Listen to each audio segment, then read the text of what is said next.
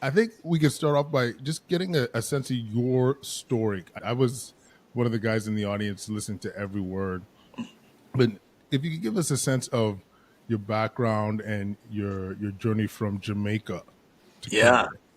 Well, thanks. I listen. You're interviewing me right now from my office on Bay Street, and Bay Street is kind of a unique place because there's rare sightings of black people every now and then. You know, Mm. and it's almost like you have to document where you saw them. So that you can go back and, and see if they're still there. We don't see a lot of black folks. I remember I was talking to a white colleague, and we're walking down the street, and they said, "Why is it that all you black guys just nod at each other when you see each other, right? Why don't white people do that?" He said to me, and I said, "Because you've been nodding all the time." Like you'll be just walking around just nodding like a bobblehead. And so I said the reason why we do that is because it's a rare sighting. We Mm. just saw one of us, and we had to acknowledge that. So I came, from rural Jamaica in abject poverty, like literally, when people talk about living in a tin shack, my place that I grew up in was a tin shack. It was actually surrounded by zinc on the roof, zinc around the sides, and that's where my grandmother raised us. And she raised there was like 10 of us in that house, like grandkids that she was raising, and she had a special needs daughter that she was raising at the time. And the reason why I started out with Bay Street is because of the fact that I kept that tin shack picture on my desk right next to me. And the first thing that people see when they come into my office is actually that tin shack and me standing in front of it with my grandmother. And everybody asks the question, where is that or what is that? So I decided to make up postcards of the tin shack. And when I'm saying a thank you to somebody, I actually use that as my postcard to say thank you.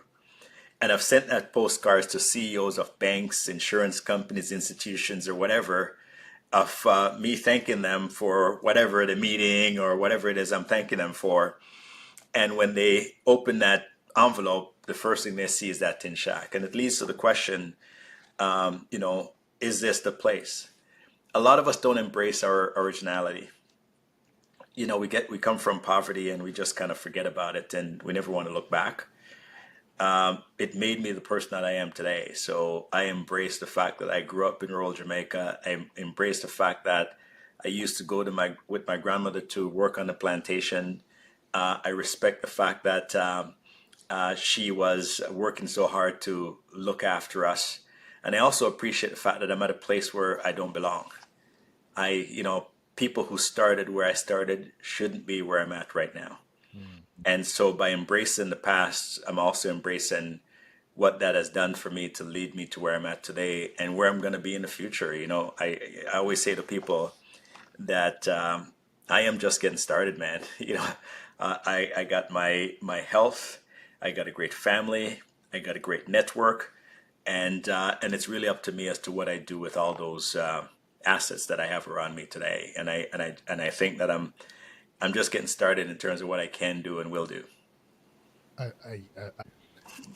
growing up in Edmonton, you absolutely you're giving the brothers a nod, man. We're few and far between. Ottawa less so, Yeah, but definitely when you see a brother in the hood, you yeah. you giving some love. But what really drew me to you, Wes, was there's a lot of people in your circumstance that grew up in the same environment. Some folks worse, Hmm. and they don't get out. They stay at that same level or worse, or Yeah, they don't survive. And yeah. so, what was it about you that got you to succeed? What was the voice in your head saying, "I can continue to do more. I can get started despite being in this environment"? It's a great question, and I don't want to be naive in terms of how I answer it because, as you said, there are people who have stuck in that environment and lived their own life, their entire life. My whole family that I grew up with in that tin shack, they're still living. essentially that way. If I go to that neighborhood today, my grandmother passed away a number of years ago, but if I go to that neighborhood, I see siblings of mine that are living in that neighborhood, living essentially the same way. They're not working in a plantation anymore because those are gone, but they're stuck in that neighborhood. And one of the reasons why they're stuck in that neighborhood is because of the fact that it's familiar to them. They don't want to venture out to a place where it's unfamiliar. And I was never that person.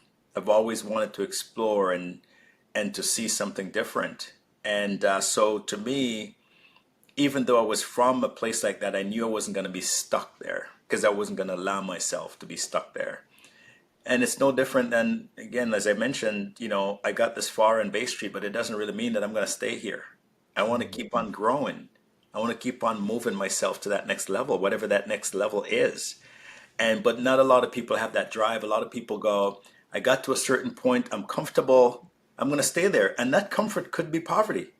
You could be comfortable in poverty because you go, I don't want people to expect X, Y, and Z from me. So I am just going to stay and do this. And so my siblings, for the most part, they just got comfortable and they go, this is what I want to do and this is what I want to be. And they don't envy my lifestyle because they don't want that lifestyle. They certainly want appreciate certain trappings that I can provide to them that comes with the lifestyle, but they certainly don't want to live the way I'm living in a lot of cases. So I think it's very individualized, and it's also very rare. You got to appreciate the fact that when you hear rags to riches stories, the reason why it's so profound and people gravitate towards those stories is because of the fact that they're very rare. They don't happen often. If they happen often, it wouldn't be a big deal for people to write about them or to talk about them. And so I appreciate the fact that I've accomplished something that is just not normal. But if you're going to ask me exactly how I did it, I wouldn't be able to tell you that. I wouldn't be able to say I pressed this easy button here and this happened over here. There were just series of little steps and opportunities that I took advantage of that led to another stage and led to another stage and led me to continuing to grow. And one of those, seemingly innocuous decision was accepting a mailroom position on Bay Street in a law firm. That's a small decision that people would say, how could that lead you here? Well, it led me here because I saw a different life and that I didn't know existed because it was from Malvern in Scarborough. It's a tough neighborhood, predominant a black neighborhood at the time, and nobody ventured out of that neighborhood. Well, I ventured out, and I stumbled onto Bay Street. I saw Bay Street on television. It's used to like this show called LA Law. That was what I saw, and I saw these lawyers walking around practicing and talking fancy, and then I stumbled into it, and then I go, yes, this was the mailroom, but I didn't know it was going to lead me here. So I would say just little opportunities I took advantage of over the years that led me out of that neighborhood into a city, then from that city into Canada, then to Scarborough, leaving Scarborough to downtown Toronto, and that opened my eyes up as to what's possible in this country, and I took advantage of it. So, because to me, one of the key reasons I really wanted you on the show is because, and I think you're downplaying a lot of this, if I'm being honest. I want people to feel, people that look like us, to be inspired to grow and to build for themselves and establish their dreams. That's why we had the Black Mentorship Program for healthcare folks. Really proud of that, and it's working. We're seeing more Black youth in the healthcare space, and I think your approach is what we need more in healthcare. How we can get out of a struggling Yep. situation and be stronger. But you said it, but I think you're understating this growth mindset. This is not something that everybody thinks about. This is not something that everybody is intentional about. But in my opinion, this is what could lead to so much success. And I guess my question is, do you feel like that's Were you intentional with this? Was this innate in you? There's a drive. Like for me, I'll just say for me, for example, that growth mindset. I got chip on my shoulder. I got a mother. I got that chip that Yeah, developed early on when yeah, my father, when I came to him with my grades, after he was giving me a hard time saying, you want to succeed in life, you got to get better grades. I bring him a report card, and he says, "Look at your color of your skin. You think if with the same marks as Jeff Campbell or Mark Campbell, you think you're going to get into medicine or any program you want. Who are they going to choose? You have to leave them no options." That was my chip. I'm like, I'm leaving nobody any options. yeah. So this is why I'm getting to. Sorry, it's a long-winded question, Wes. But how did you, how did you develop that growth mindset? It's really not being satisfied with what, people go, when you're going to slow down, or when you're going to this, when you're going to that. And I'm like, why? like, how do you know your full potential or what your true potential is if you don't just keep on pushing yourself? How do you know? Right? Like I put out a post on social media about ageism. And I said, a lot of people limit themselves because they go, I'm too old. I got to a certain age and I just can't do it. Warren Buffett is worth $100 billion today. 90% of that wealth was made after he turned 65 years old. After he was supposed to be collecting Social Security and relax. After the world says that's when you're supposed to retire and pack it in. But he was just hitting his stride then. And so if he was just complacent, nobody would have heard of Warren Buffett. And as a result of that, the world changing things that he's doing today wouldn't have been done because he just kind of gave in because he was so complacent. And so complacency can really rob us of our potential. And so as a result of that, I go, what next can I do? And it's not just for selfish reasons, by the way. You know, when you get to a certain, like when I started Black North, as we're going to talk about later on, I could have said, I don't want to get into this thing here. I don't want to, get into a firestorm of talking about where Black people belong in society and all that kind of stuff. I'm comfortable. I make, good money. I have respect among the people that I'm going to talk about. Why am I going to do that? Complacency would prevent me from doing that. And as a result of that, it would prevent people from actually, getting to their potential because there are people holding them back because of racial bias that they may have or anti-black racism issues and so on. So I think all of us should have that we're not going to sit and relax mentality. I came here September 27th, 1985. It was a Friday. And I didn't get along with my dad. And I was 16 years old. And at 18, my senior year of high school, I moved out and I go, I'm going to live on my own now. 2 years into the country, I go, this wasn't the life for me. I want to be on my own. And I've been on my own ever since. And I've been kind of pushing myself. I didn't have, like you mentioned about your dad telling you that you need to get this kind of grades. I didn't have those mentors, those people behind me pushing me. I had to push myself. And so you have to be your own self starter in order for you to accomplish great things. And, or you get motivated by people telling you you can't do certain things. And that's where my motivation came from. Every time somebody says, because of you're black, because of the poverty situation that you came from, you can't or you shouldn't. Mm-hmm. And I prove them wrong but it's not a competition because there's people who, even though you prove them wrong, they'll never accept it. They'll never accept it. They'll never accept the fact that I've accomplished all the things I've accomplished. They'll never accept it. They'll always use excuses to say, well, he's unusual. Well, he's this. Well, he's that. They'll never accept the fact that you withheld an opportunity from me because of your bias. And in spite of that, look at how much better I am than you. They'll never accept that. So you can't use that as a reason to push yourself. You have to push your own self and you have to propel yourself. So that's what I do. I'm kind of this guy that I get up in the morning and I go, what am I going to push? How am I going to push myself today? How am I going to motivate myself today? And I try to do that. I just don't wait for people to do it for me. I love it. I love it. Push yourself. Find that internal motivation to continue to grow. It's what It's what a lot of us need. I'm curious, as you mentioned, you're the few brothers on Bay Street. You're sitting in the boardroom. I mean, I got a similar experience quite often in senior management and healthcare. You don't see too many brothers around. What what what's that experience like? Well, I got to say that, for selfish reasons, when you're the only one someplace, you're going to sit there and go, man, look at me. I did it when nobody else that looked like me has done it. And you feel so proud of yourself for being in that room. And then every time you go in, you realize that it's actually, you shouldn't feel that way, quite frankly. It's actually unfair and unjust because you know some of those people who are way more capable than you are that Mm, look like you, and then you ask yourself, why is Tyrone not here?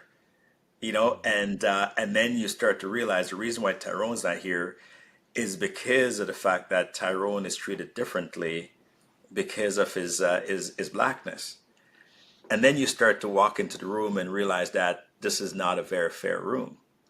But nobody else is in that room is taking that position. Nobody else is in there saying, wait a minute here, how come Wes is the only person that look like him in this room? Nobody's asking that question.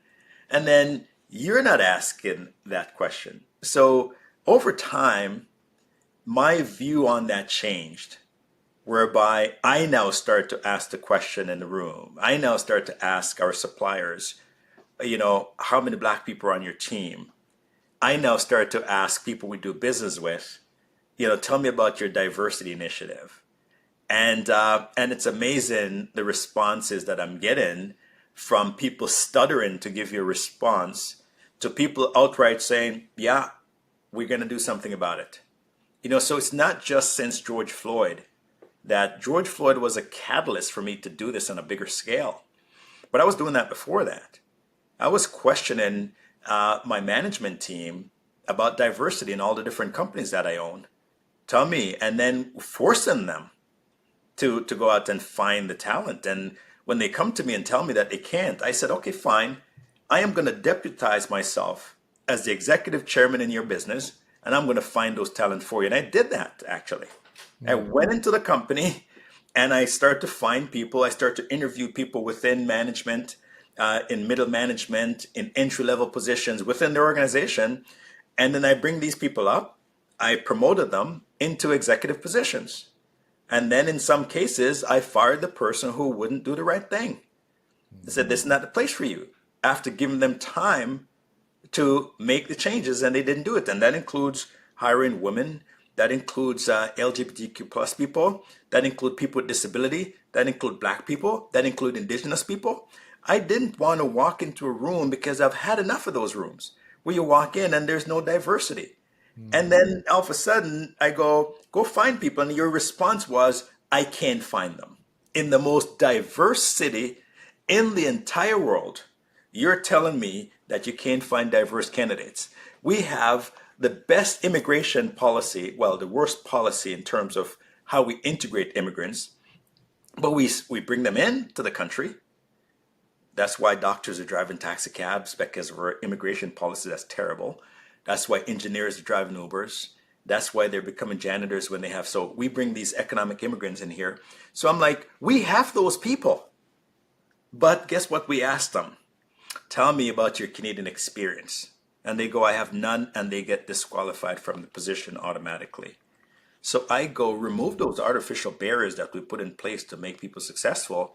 And guess what? We're going to find some really talented people. So that's what I've done. So I was doing that before 2020, and I continue to do that today. We're hiring a big advisor on a deal that we're working on, and we're interviewing three very large firms. And they walked in. The senior leaders from these firms walk in to pitch the business to us, their business to us. And my team, I was sitting in there. My team says, "Tell me about your diversity, how diverse your team is, your leadership team in particular, the team that's going to be working on this file." And one company after the other would come in and say, "Well, we don't have it yet." Or one person said, "Well, we do have somebody, but he's working on another account right now, but he's going to be." I said, "You have one person? You have a 10,000 person organization. You're pitching your business to a black person whose firm is called We Shall Investment to support BIPOC entrepreneurs. And you didn't see the need to bring at least one diverse talent to the table to pitch that person. You didn't see the need to do that. And I said, okay, once you fix that problem, you can come back and pitch us, but we're not going to support you. It's just we're supporting a system that's unfair when we do that. And but I can tell you that those people will go back into their companies and they would go, we need to do better. We need to do better. And they will do better. And this country will be better as a result of it. I can't agree more. And once again, I got the healthcare lens, and I see on a regular basis the impact that diversity has. Like that, having that diverse perspective. Like if you got a young mother that is a, that's anxious, or like that's having a baby that's anxious about the system and has all the white folks around them. That experience is different. When I've been in emergency rooms with sickle cell patients, they're asking for pain meds and they're getting denied their pain meds. You know what I'm saying? I Mm-hmm. still get asked if I'm actually the doctor when I walk in the room, or the head of a department. They don't believe that. Like it's Yeah. so important, and the thing that people need to embrace, and I think I truly believe you probably see this, Wes, is when you have diverse leaders, you're just that much more powerful. Your Oh, you are. organization, you are so much. Your perspective can be shifted. You'd be like, oh, I never saw that angle, and Yeah. that angle makes you more cake in a business Absolutely. or in the healthcare industry. It makes you more compassionate and helps you provide better care. And this is what we all want, because I think it gets a bit of a bad rep. Like I think obviously there's a good way to include diversity, and there's I mean if you're not being um, wise about it, there could be a poor way of approaching it. Like if you're just thinking about a tick box, and your standards are subset, if you reduce your standards, like I think Mm. there's Yeah. a way of approaching this. But my opinion is, like, you just got to take it seriously and be intentional about it so that you can start winning. You know what I'm Yeah. saying? My view is that some of the people who are just bringing people in just because of checking a box are doing it intentionally to almost prove a point that it doesn't work, Mm, you know? And because, I'm not going to go out and hire somebody who is incompetent. I'm not going to do that. There's a process that I go through when I hire people. And so if I'm just going to hire people just to fill a role and don't really check on their capabilities, then I'm setting my company up to fail.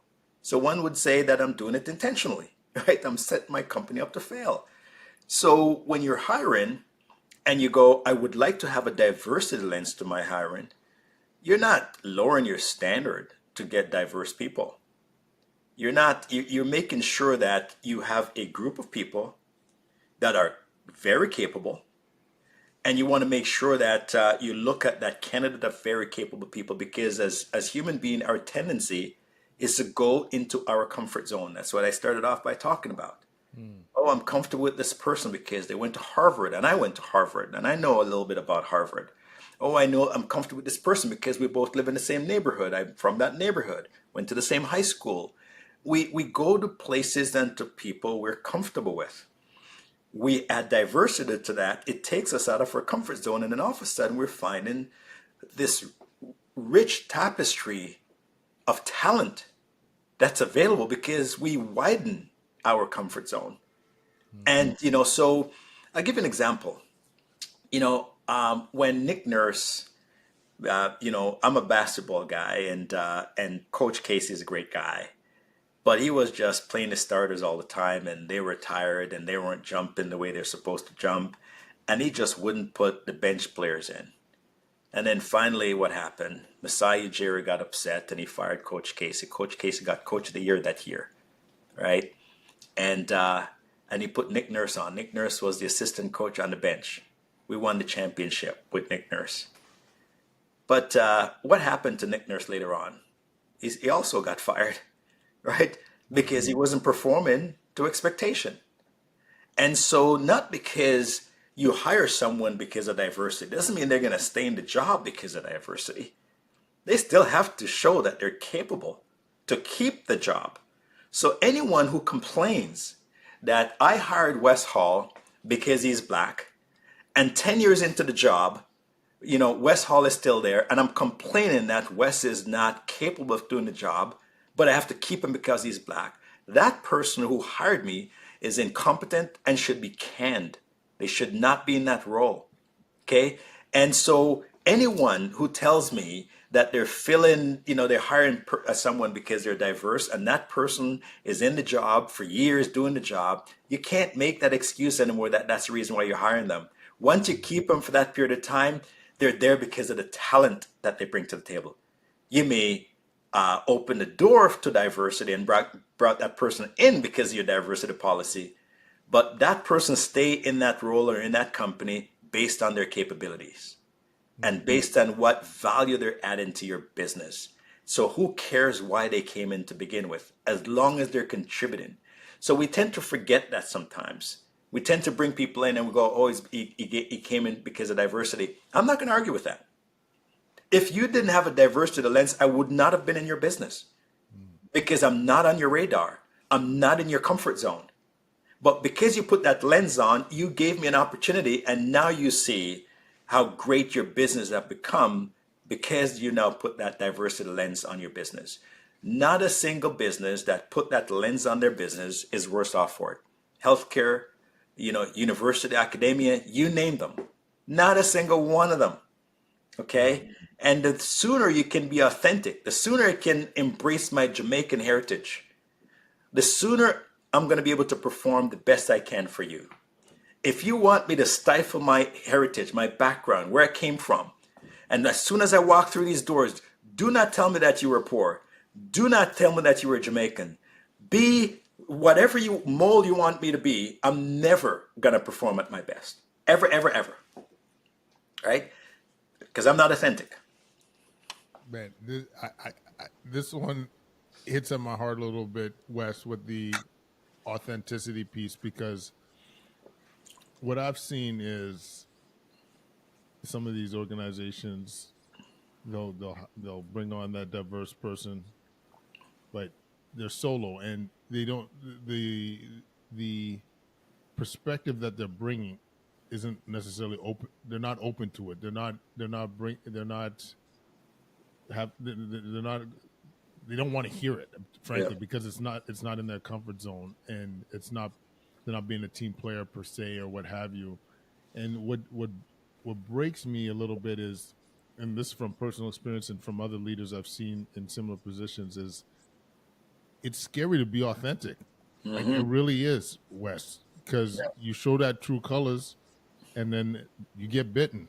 Yep. You advocate for your people, you get bitten. It is it is hard, and I mean, this is one of the themes of the book. Like you got to look at yourself in the mirror at the end of the day, and I've definitely swung for the fences despite being in these uncomfortable situations. But that's the one big leap I find as we have more diverse leaders is that authenticity piece. And I gotta say, organizations that are doing it well, like where I work right now, I gotta say I love you guys at the Ottawa Hospital, but it's such an important component because it adds to well-being, it adds to prosperity, but that authenticity piece I think is what people need to really think about. Yeah. And listen, we want people to think outside the box, but then we bring them in our organization and we put them in a box. Mm. Like seriously, when we think about it, right? Wes, I want you to come into this organization. I want you to be yourself. And when I start being myself, it's just too much. Just too much. You can't handle me being myself. You can't handle these flashy, fancy suit that I wear and these colors and my Christian Louboutin sneakers that I walk into a boardroom with. You can't. You don't want me to be myself. You want me to put on a pinstripe suit with a tie, and you want me to wear black shoes, with blue socks and a white or blue shirt. That's it. That's what you need to. That's how you need to dress. And I'm sitting there all stuffy, not being comfortable, and then I'm not performing because I'm not comfortable, and then you fire me because I'm just not performing because I'm not authentic. Companies who embrace the people that they hire, If you have an accent, that's okay. You know what I mean? Like if we think about the healthcare system, for example, and we're sitting there, and let's say we're in India, and we traveled to India on vacation, and we got sick, and all of a sudden we go to a hospital, and the doctor can hardly speak English.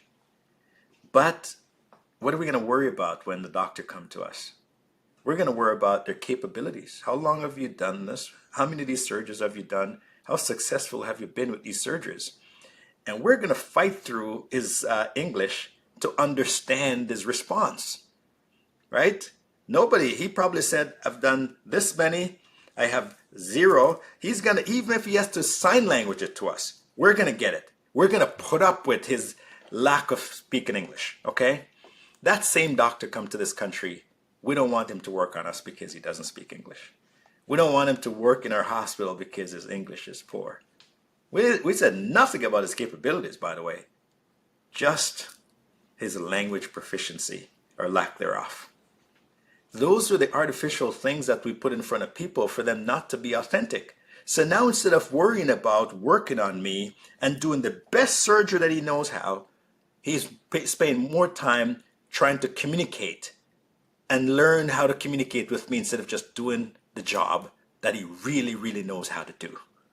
So that's where when you bring people into your organization and you start to get them to do different things and act a certain way, it distracts them from the job that they know how to do because they're spending so much time trying to please you and trying to fit into that box that you're putting them into. Right? So organization that does that, how can they be successful? I don't understand. And I mean, I'm just even thinking the bandwidth for those. Like you give that. That's a great example. You give that. You got a surgeon that's ready to go, but his English isn't that great, or you're new to an organization. You're putting in all this effort and energy to try and fit in and to accommodate, and whereas your skills could be enhanced, you could be operating on the how many people are waiting on the waiting list for their hips or knees or whatever cancer surgery still we're backed up on. Put this guy in the ring, man. Like it's crazy, and we're in an environment in healthcare where I'm actually maybe I'll leave this to put this out there on a question. As an entrepreneur, somebody that is Mhm. with your network and people that you're around, when you see the system right now, and I'm going to emphasize this, Wes, I don't say this lightly, and people that know me well, I'm an optimist. I'm a somebody that looks at the brighter side of the coin, if that's an expression. I get my metaphors mixed up all the time, but the healthcare system is not great right now. I'll say it's in a crisis. You come in with an acute problem, you're good. But when in my city, when 20% of people don't have access to a primary care physician, when you have to wait this long to get your hip or knee done, when the emerge wait times are the way they are, when you can't find a pediatrician, you can't find a mental health professional if you're a child. This is not like we're in a high GDP country. This is not good. It's not good. It's the worst I've seen in my career. From your perspective as a non-healthcare professional, where do you see things, and where do you see that we can improve our approach? I was walking with my wife last week, and she was called in to get a test done because she had a thyroid problem, and it's underactive, and it's she has to take medication pretty much every day. And so she ran out of her medication. And as a result of that, she had to get this test done. And the doctor got the results back, and the doctor's office called her and said, well, it turned out that she's going to be traveling. So she said, you can't. And the receptionist says, well, the doctor can call your prescription in because you need to fill it, but you have to pay them $30 to do that. And okay, so why, first of all, why would you have to pay $30 when you need your absolute medication? And the other option is you can call the pharmacy, that we can send it to the pharmacy fax the request in, and then you got to come in and get it. I'm like, why the complication? Why the complication? So we set up this very complicated system that doesn't work. There's nobody in this country that can tell me that our healthcare system works. The only thing they appreciate about our healthcare system is that it's free. Okay? But that freeness comes at a very big price to a lot of people. Some people die because it's free. Some people get cancer or developed into stage 4 because it's free, because they're waiting for a diagnosis and they're doing this, right? There's a lot of things that comes with it being free, but it's also not sustainable being free. Just isn't. What, 75% of the province's budget goes towards healthcare? Well, what about the universities and colleges? What about the roads? What about all those other things? That's where the other 25% goes towards. And then we complain about the infrastructure that we have. We complain about the roads being bad. We complain about the sewage system. We complain about when it rains and a street floods. We complain about those things because we have to get free healthcare. And if the government says, let's have a two-tier system, which by the way, we do have, okay? The reason why you see all these names on hospitals, you think any of those people are going to sit there and wait 10 hours in an emergency ward to be seen? You think any of those people are going to be waiting 10 hours? They get seen right away. Why? Because they write a check to the institution. That's just how life is. When the Raptors are playing, or any sports team come to Toronto and they're playing, one of their players go down, and all of a sudden he needs an MRI. They get it that night at a public hospital.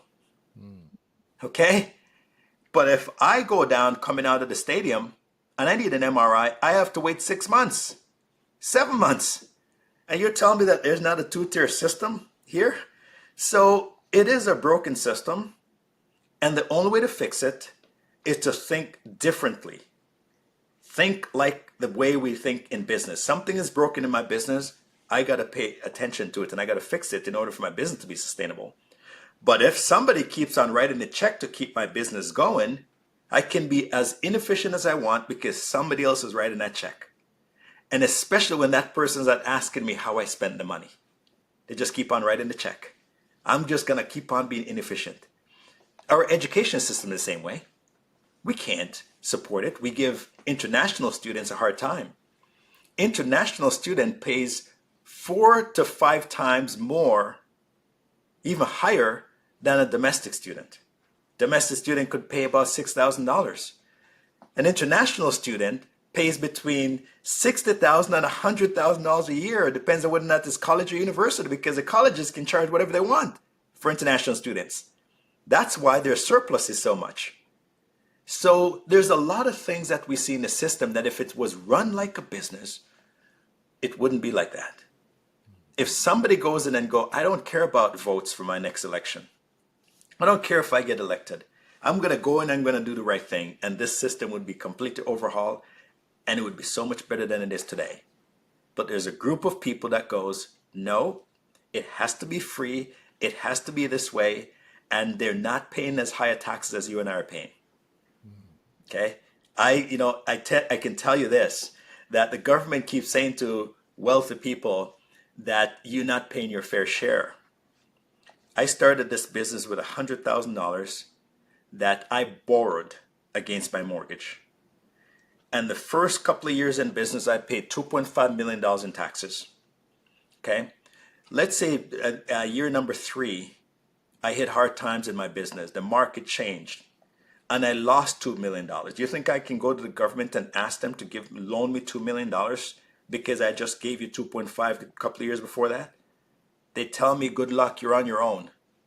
But yet, when I keep on investing and I keep on hiring people, I went from 1 employee in this business, and within 5 years, I had 85 people. And they're taxing me to death because they're saying I'm not contributing my fair share. I just created 85 jobs, paying mortgages, paying taxes, send their kids to school, but I'm not paying my fair share. And by the way, in addition to the 85 jobs, I donate to charities. I give to hospitals, to universities. I help underprivileged kids, but I'm not paying my fair share. How does that work? Right? So we villainize people because of their success. But we don't appreciate that the only reason why we have the quality of healthcare that we have today, as poor as it is, and the quality of education that we have today, as poor as it is because of wealthy, philanthropic people that are given back into the system to keep the system going. And if those people stop giving into the system, it crumbles. Mhm. Period, full stop.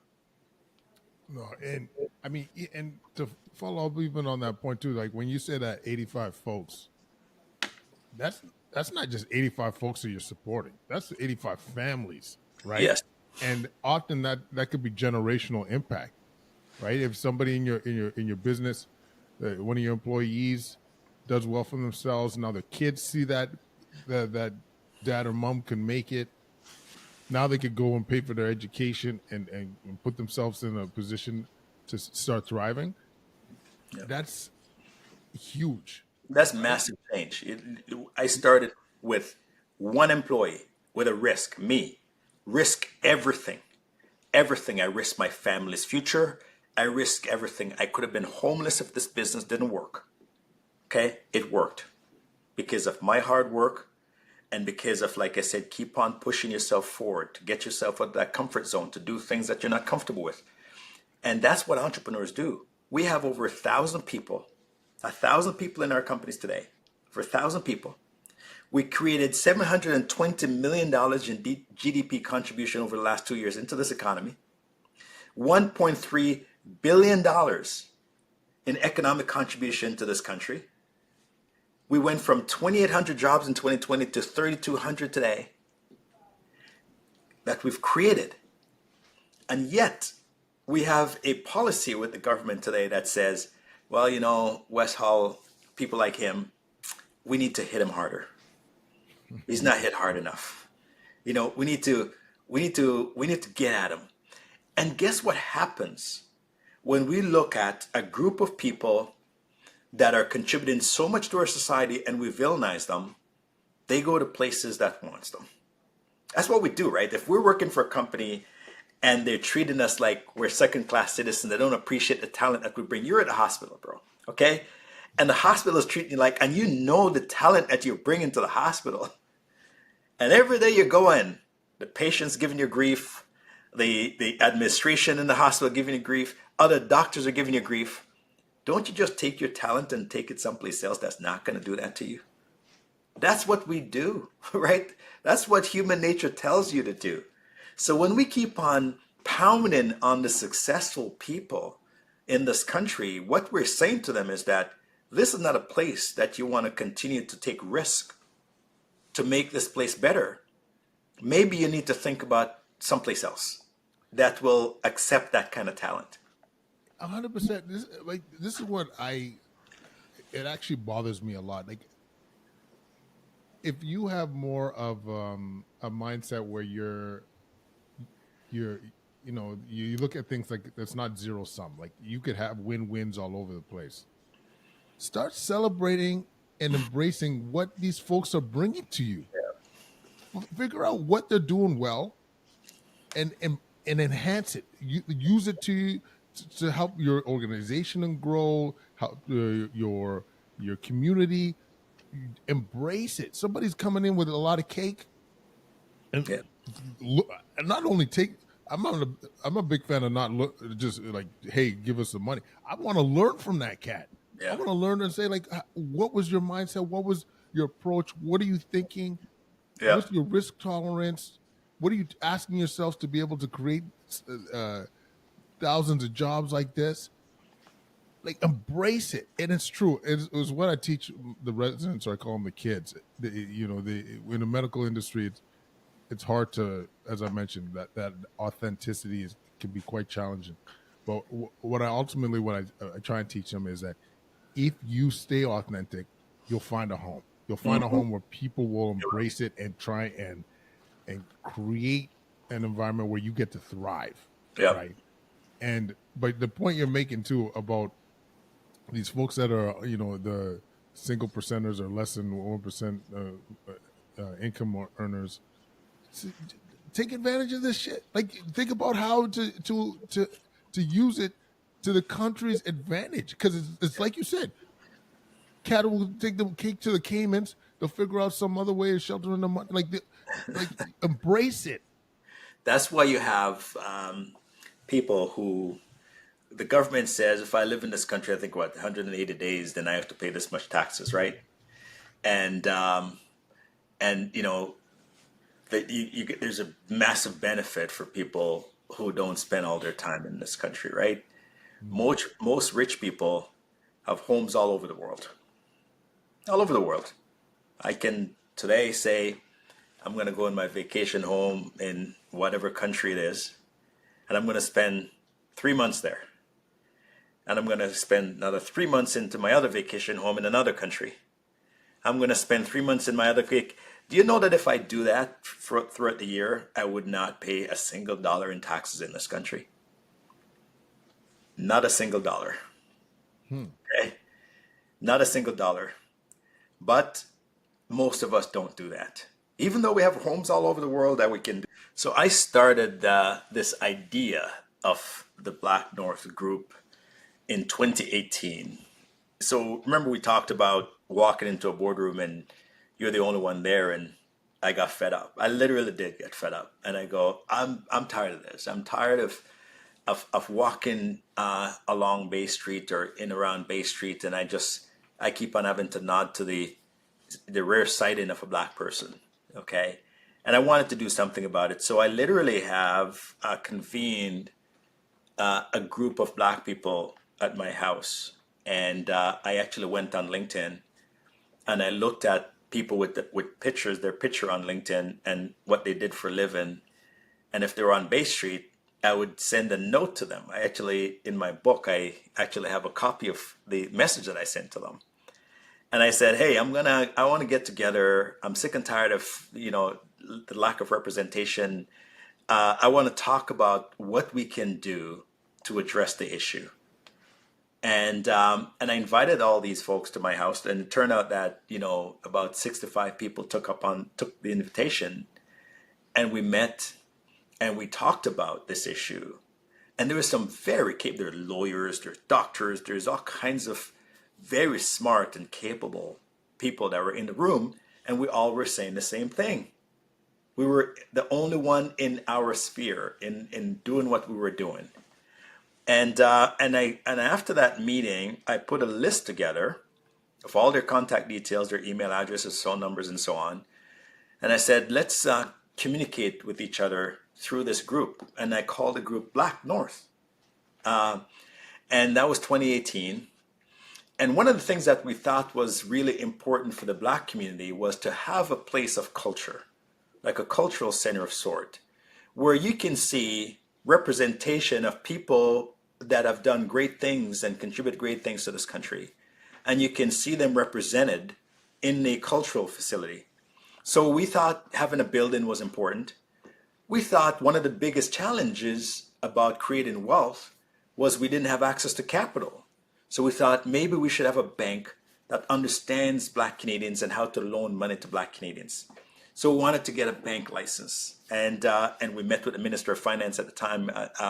Marno was a finance minister at the time, and we met with the Mayor Tory at the time, to talk about a cultural center. And we were just getting lip service from everybody. Lip service from everybody we met with. And then we kept at it. And then 2020 came, May 2020, when George Floyd happened. And it profoundly affected a lot of us.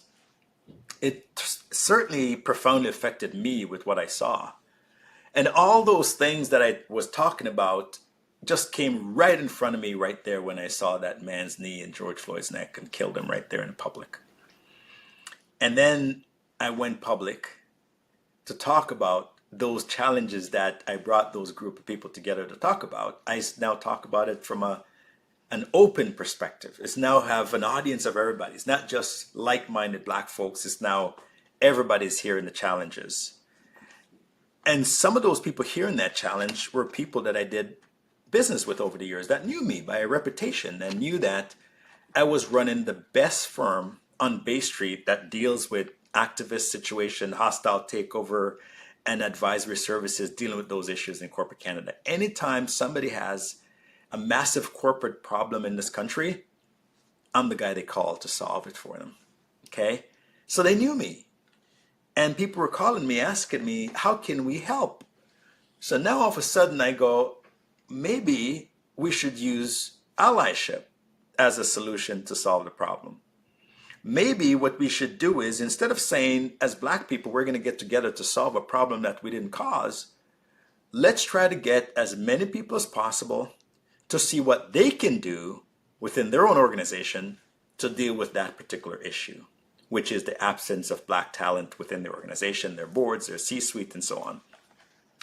And after I started getting all those calls, after I went public with my article in the Globe and Mail, the article was entitled "When I Look in the Mirror, I See George Floyd," and talked about my experience as a black Canadian.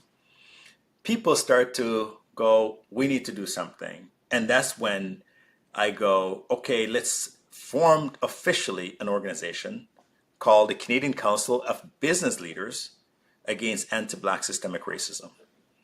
And then let's look at our own organization. Let's sign a pledge to look at our own organization to see if there's systemic barriers that exist within the organization preventing black people from being successful. Going to start at the board, C-suite, entry level, name all aspect of the organization. And these CEOs decide, yeah, we want to help, we want to support this, and they decided to sign a pledge. 500 of them signed a pledge, represented in $2.3 trillion in value. And they go, yeah, we're gonna look at our businesses and we're gonna make sure that we don't have systemic barriers there. And that's really what transformed a list of a group of black people, Black North, into this organization that's now called Black North. That's now made up of anyone who wants to be a member. But a part of the challenge is that you have to go, I want to solve this issue on anti-black systemic racism. And I want to make sure that if it exists in my organization, that I'm going to do something about it. That's it. And so far, the organization is doing very, very well. We have about 18 people working there, and they're just fighting the fight. But we have some amazing allies, amazing people who are going, I'm intentional. I'm here for the long term. I'm going to make sure that this, my company changes. Because I can't commit to somebody else's company, right? If I sign a pledge at Black North, I determine who's hired and fired at my company. I can determine that. Nobody else does. The leader of the business does that. And if I want to put a diversity policy in place, I do that. And if I don't want a diversity policy, it's my decision to not want a diversity policy in place. So once a CEO signs that pledge, they're saying, I am committing myself to addressing this issue. And that's all we can ask from someone. We can't force people to do anything. The Black North Pledge is not we didn't force anyone. We still aren't forcing them. If the CEO today that signed the pledge gets fired tomorrow, the new guy has to commit to the pledge if he wants to, or she wants to, or they want to. But at the end of the day, it's a personal commitment that you're making to yourself to say that this is a problem in our society, and I am going to use my platform to try to change it within my company. Amazing. I mean, I was late to the. I feel like I was late to the party when it came to all the stuff that you guys have been implementing. But this is so beautiful because it's a catalyst for change. It is so powerful when you have people at that level that are committing to being more diverse and inclusive. It will have impact. So Wes, I just want to commend you for that. And before jumping off too, there's another thing I want to commend you for too. When I was sitting at that audience, I alluded to this before when I heard you speak, and how you show up, like how you show up and being that authentic self, that authentic leader. I'm putting on this suit. I'm wearing these badass shoes. I don't give a damn. This is who I am. It was so refreshing to see. It was so refreshing to feel that energy, and it's so refreshing to see your success, my friend. So I just really want to thank you for all you do and coming on the show. And where can people reach you, learn more about Wes Hall, more about your company, in your initiatives? Where can people land? Well, bro, first of all, I gotta say congratulations to you as well, right? You know, when I remember when I introduced you to a couple of people at the event that I put on to support the African refugees that you were so kind enough to show up and support. You know, and I mentioned that you know, you're the head of emergency of the hospital. But, you know, people like they kind of like there was a double take. And I have fun when I see that, right? Because you know it's like, oh, that guy doesn't look like, you know. First of all, you're not an old dude, right? You're not white, you know, and you got an African name that most people can't pronounce. You know what I mean?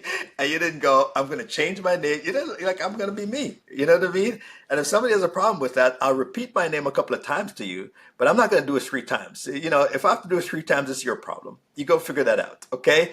It's completely unapologetic. And that's what your book is, unapologetic leadership, right? We have to be unapologetic in order for us to be true leaders. We can't be making excuses about our last name or our first name and how you say this and what we look like. We can't be making excuses about that because that's us, right? So we have to embrace that. And like I said, the sooner we embrace that, the better we'll perform. The better we'll perform. We're going to hit the ball at the park as soon as we start to, like when you see like home run hitters can't be tense when they see that pitch coming at them at 150 miles an hour. They can't be tense. What if he hits me? What if he this? What if this happened? They got to just relax and loosen their muscle and be flexible. And they have to time the ball really right. And then when they get it all together, the ball is out of the park. And guess how good they feel? They feel fantastic when that happens. But guess how bad the pitcher feels that throw them that ball, right? Terrible. Because you just hit a home run on them, right? And that's what happens when we're authentic. We do amazing things and the haters feel bad. And it doesn't mean that the next time we come up to bat, they're going to be cautious. They're going to try harder to get us. Okay. And if we appreciate that, we're going to be okay. We're going to take out the licks we take from people because we know they're giving it to us intentionally to intentionally knock us down. So we got to be authentic. And whatever circle that we're in, whatever we decide to do for a living, authenticity is the key to you being successful and being absolutely unapologetic about it. Oh man, I love it. I love it, Wes Hall. Let's go. Man, yeah, you're hitting me where I need to be hit, and so thank you for joining. We'll plug all. Do you want to give a quick shout to where people can Listen, find you? yeah, if anybody wants to find me, King of Bay Street on Instagram, and I'm on LinkedIn. Just look me up, Wes Hall. I put a lot of nuggets on Instagram because I talk about my family life. I talk about my personal life. You can't do that on LinkedIn. LinkedIn is all about professional stuff. But I talk about just some of the things that we do to be authentic. You know, my wife and I have been married for 31 years. In June, we're going to be 32 years, and I started out poor. You know what I mean? You know when people are introduced to you and said, "Oh, Wes Hall is from humble beginnings." Essentially, what they're saying, Wes Hall was poor, right? In fact, Wes Hall was dirt poor. That's why they introduce you as he's from humble beginnings, right? And I talk about that humble beginnings on social media quite a bit. I showed the tin shack. I showed my grandmother. I showed, you know, I talk about just how I do different things when my wife and I have some, you know, when she's not you know, happy with me. I talk about what I need to do to make sure that she's happy. I talk about those things because success is not just about, you know, the money you have in your bank account. It's how your family perceive you, how your friends perceive you, how those you interact with perceive you. And that's what gives you that full success. Money is, you could be extremely successful and be broke, you know, because your Mm. family's great and your, you know, like your community loves you and all those things. But you could be dead broke and have that. And so that's what I talk about. I talk about the things that made me the person that I am today, as opposed to talk about how much money I may have in my bank account. It's yeah. I must say I quite enjoyed it. There was a nice one too with you and your wife and talk about why she was upset at you, which I could relate to as well. I got a lot of grief from the fellows, man, because they're like, bro, don't pull me into that mess that you're in, okay? Oh, I definitely didn't show it to my wife. But listen, Wes, thank you Yeah. so much for joining us. This has Yeah. been Appreciate it, brother. so much fun. All right. Thank you, man. Thanks for having me.